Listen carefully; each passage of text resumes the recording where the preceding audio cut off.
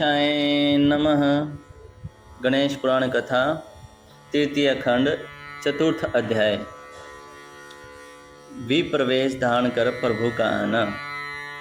उत्सव समाप्त होने पर शिवा अंतःपुर में चले गए। तभी उनके द्वार पर दीनहीन कुत्सित ब्राह्मण आकर पुकारने लगे, हे शंभो, हे सर्व कामनादायक प्रभो, हे दीन बंधो, मैं भूख प्यास से अत्यंत व्याकुल एक दीनहीन दुर्बल ब्राह्मण हूँ। भोजन की इच्छा से बहुत दूर से चलकर यहाँ आया हूँ। उसके सिर के केस रुक्ष उलझे हुए, नए वस्त्र मैले कुचले थे, किंतु दांत स्वच्छ और ललाट पर उज्जवल तिलक लगा था। उसके हाथ में एक डंडा था जिसके सहारे खड़ा हुआ पुकार लगा रहा था, अरे शिवजी, क्या कर रहे हो प्रभु? हे गिरिराज नंदिनी, तुम्हारे द्वार पर याचक ब्राह्मण भूखा पुकार कर रहे हैं और तुम सुनते ही नहीं हो। भला सर्व संपत्ति संपन्न माता के रहते हुए उसका बालक भूख से व्याकुल पुकारता रहे, यह कैसी विचित्र बात है। ब्राह्मण की पुकार सुनकर शिवा बाहर निकले। उन्हें देखते ही उस दीनहीन ब्राह्मण के उनके चरणों में प्रणाम किया और स्तुति करने लगे, हे आशुतोष प्रभु, मैं भूख से अत्यंत व्याकुल हूँ तथा आप समस्त धन धान्यों से संपन्न एवं समर्थ हैं। हे दीन बंधो, मेरी इस दशा को देखकर मुझ पर कृपा कीजिए। हे नाथ, आपके समान कोई दाता नहीं। हे माता, आपके समान कोई दयावती माता नहीं हो सकती। विप्र के दीन युक्त वचन सुनकर भगवान आशुतोष प्रसन्न हो गए। उन्होंने पूछा, हे द्विजवर, आप कहाँ से आ रहे हैं? आपका शुभ नाम क्या है? कृपा सभी बातें बताने के कष्ट करें। करुणामयी शैलनंदिनी ने भी पूछा, हे वेद पारंगत विप्रश्रेष्ठ, मेरा अत्यंत सौभाग्य जो आप मेरे यहाँ इतना कष्ट करके पधारे हैं। वस्तुतः आप जैसे अतिथि के स्वागत सत्कार एवं सेवा की बड़ी महिमा कही गई है। ब्राह्मण ने कहा, हे माता, आप तो साक्षात वेदमयी हैं। आप मुझ पर क्षुधार्त को अन्न प्रदान कीजिए, क्योंकि मैं बहुत दूर से चलकर यहाँ आने के कारण अत्यंत थका हुआ हूँ। वैसे भी मैं उपवास, वृत्ति एवं रोग से पीड़ित हूँ। बस यही मेरा स्वागत सत्कार एवं पूजन है। भगवती शैलजा ने कहा, हे विप्र, मुझे आज्ञा कीजिए कि आपको कौन सा पदार्थ प्रस्तुत करूं। आपकी जो इच्छा हो वही पदार्थ आपकी सेवा में उपस्थित करने का प्रयत्न करूंगी। आप कुछ बताएं तो सही। ब्राह्मण ने कहा, क्या बताऊं जगतजननी, मैं आप पुत्र विहीना माता का ही अनाथ पुत्र हूँ। मुझे ज्ञात हुआ कि आपने अभी ही व्रतों में सर्वश्रेष्ठ एवं महान पुण्यकृत का अनुष्ठान पूर्ण किया है। उसके समय योजनार्थ अनेक दुर्लभ सामग्रियाँ इकट्ठी की गई होंगी, अद्भुत पकवान और मिष्ठान बनाए गए होंगे तथा स्वच्छ सुवासित शीतल जल भी पीने के लिए मंगाया गया होगा। मुख शुद्धि के लिए तांबुल भी प्रस्तुत किए गए होंगे। हे माता, उन समस्त वस्तुओं से मेरा पूजन कीजिए और वे सब पदार्थ मुझे इतने खिलाइए कि मेरा पेट तन हो जाए। उन पदार्थों को खाकर मैं लंबोदर हो जाऊं। पार्वती जी उस ब्राह्मण की बात सुनती हुई कुछ आश्चर्य से उसका मुख देखने लगी। तभी ब्राह्मण ने भगवान चंद्रमौली की ओर देखते हुए शैलजा से कहा, हे जननी, संभवतः आप मेरे वचनों पर विश्वास नहीं कर रही हैं, किंतु मैं जो कुछ कह रहा हूँ वह अक्षरशः सत्य है। आपके प्राण प्रिय पति सब पर शीघ्र ही प्रसन्न हो जाने के कारण आशुतोष कहलाते हैं, भोलेनाथ कहलाते हैं। वे विश्व में विद्यमान समस्त ऐश्वर्यों के स्वामी होने के कारण सभी कुछ प्रदान करने में समर्थ है। और आप भी समस्त धनों और यशों की स्वामिनी तथा साक्षात लक्ष्मी स्वरूपिणी होने के कारण समस्त सत्कीर्तियों को प्रदान करने में समर्थ हैं। इसलिए आप मुझे अत्यंत रमणीय सिंहासन पर विराजमान कराइए। मुझे बहुमूल्य एवं दिव्य रत्न अलंकार पहनाइए। शुद्ध सुंदर वस्त्र धारण कराकर भगवान श्री हरि का देव दुर्लभ मंत्र प्रदान कीजिए। भगवान त्रिलोकीनाथ की भक्ति तथा मृत्युंजय संक्षक ज्ञान दीजिए। इसके अतिरिक्त हे जननी, सुख देने वाली दान शक्ति और समस्त सिद्धियों की भी प्राप्ति कराइए।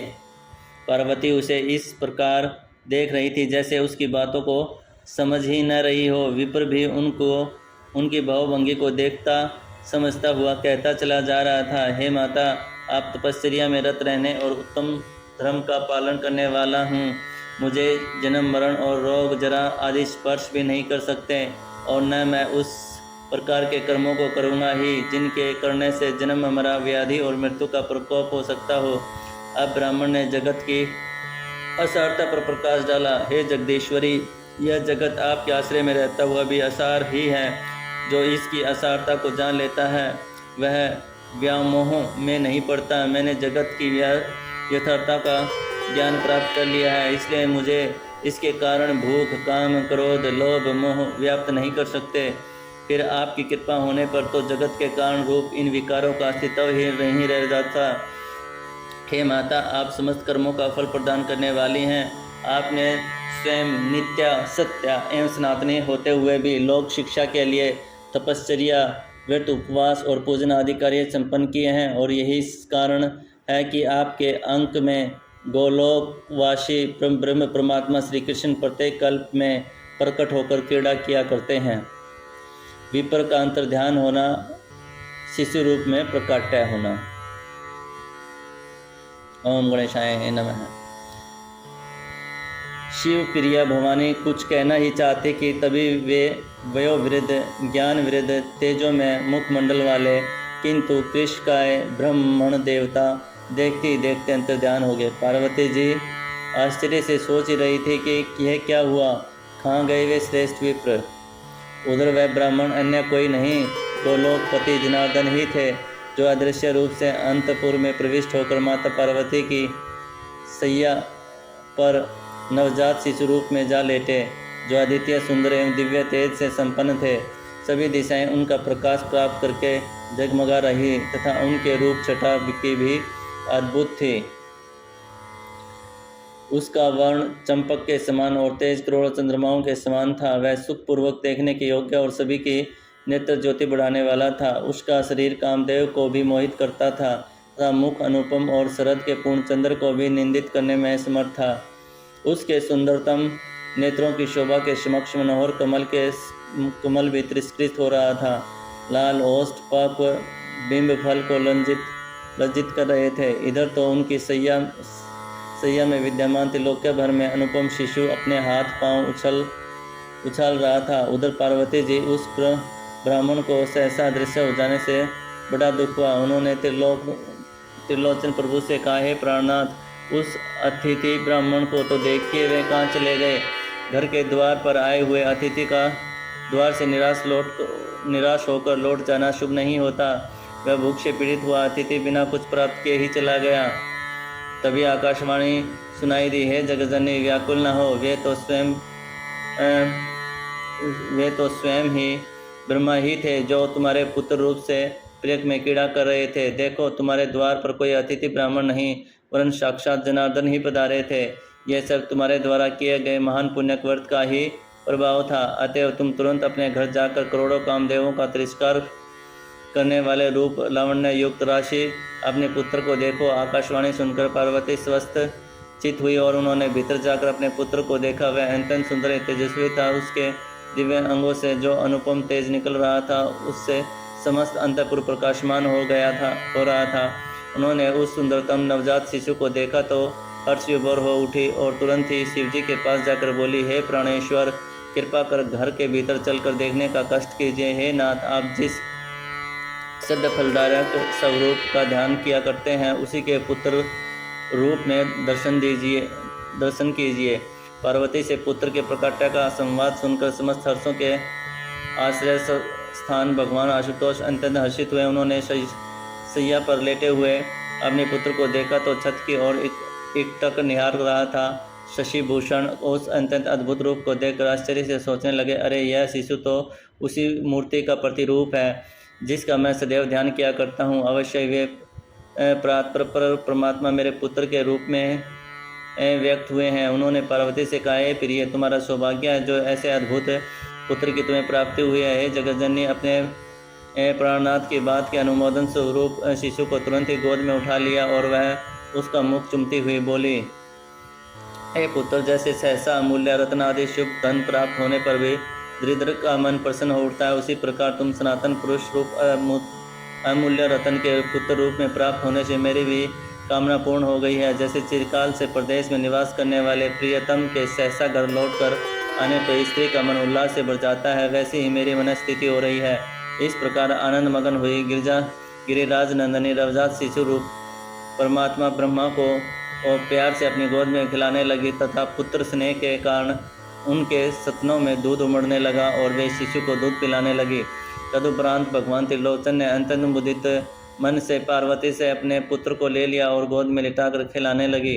उन्होंने मन ही मन नमस्कार करके निवेदन किया, है प्रभु, आपने मेरे चिर प्रतीक्षित साधना पूरी कर दी है। आपकी इस कृपा से मैं सब प्रकार से धन्य हो गया हूँ। परंतु हे प्रभु, यह प्रार्थना है कि मैं आपके माया में विमोहित होकर ही कहीं आपके यथार्थ रूप को भूल न जाऊं। ओम गणेशाय नमः। पुत्रोत्सव तथा जातक्रम वर्णन। अब कैलाश शिखर स्थित शिव सदन के प्रांगण में पुत्र उत्पत्ति की प्रसन्नता में उत्सव मनाया जाने लगा। देवगण, किन्नरगण और अप्सराएं ने नृत्य, गायन आदि आरंभ किया। सुमधुर बाजे बजने लगे, नारियां मंगल गीत गाने लगी। उस अद्भुत आयोजन में सम्मिलित हुई भगवान शंकर ने शिशु का जातक्रम संस्कार कराया। ब्राह्मणों ने शिशु के महिमाशाली होने का बखान करते हुए चिरायु होने का आशीर्वाद दिया। तदुपरांत ब्राह्मण भोजन के पश्चात अभिलषित दक्षिणा दी गई। वंदीजनों और भिक्षुकों को भी उनका इच्छानुसार धन रत्न आदि दिए गए। हिमाचल ने अपने दोहिन के जातक्रम संस्कार उत्सव के अवसर पर ब्राह्मणों को 1 लाख विशिष्ट रत्न, 1 सहस्त्र श्रेष्ठ गजराज, 3 लाख दिव्य तुरंग, 10 लाख कपिला गोएं, 5 लाख स्वर्ण मुद्राएं एवं बहुत सारे हीरे, मोती, जवाहरात, बहुमूल्य रत्नालंकार एवं वस्त्र आदि प्रदान किए गए। उस अवसर पर भगवान विष्णु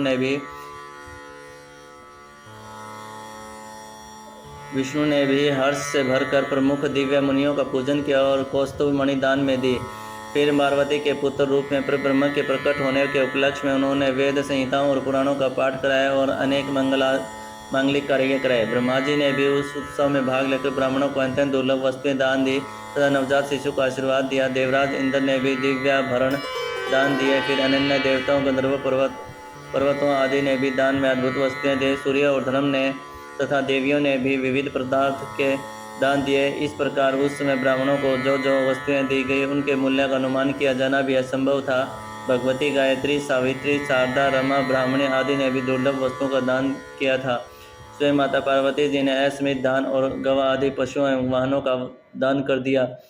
कुबेर ने भी ब्राह्मणों को बहुत सा धन प्रदान किया। इस प्रकार भगवान शंकर के यहाँ परम ब्रह्म परमात्मा के पुत्र रूप में प्रकट होने पर समस्त देवताओं ने आनंद उत्सव मनाया और बालक के मंगलार्थ जो कुछ दान आदि क्रिया की जा सकती थी वह सब की गई। सभी ब्राह्मणों को दान दिया गया और फिर बालक को चिरायु होने का आशीर्वाद प्राप्त हुआ। ब्रह्मा जी बोले, हे वत्स, तुम यथाशीघ्र यशस्वी बनो और समस्त देवताओं में प्रथम पूजा के अधिकारी हो जाओ।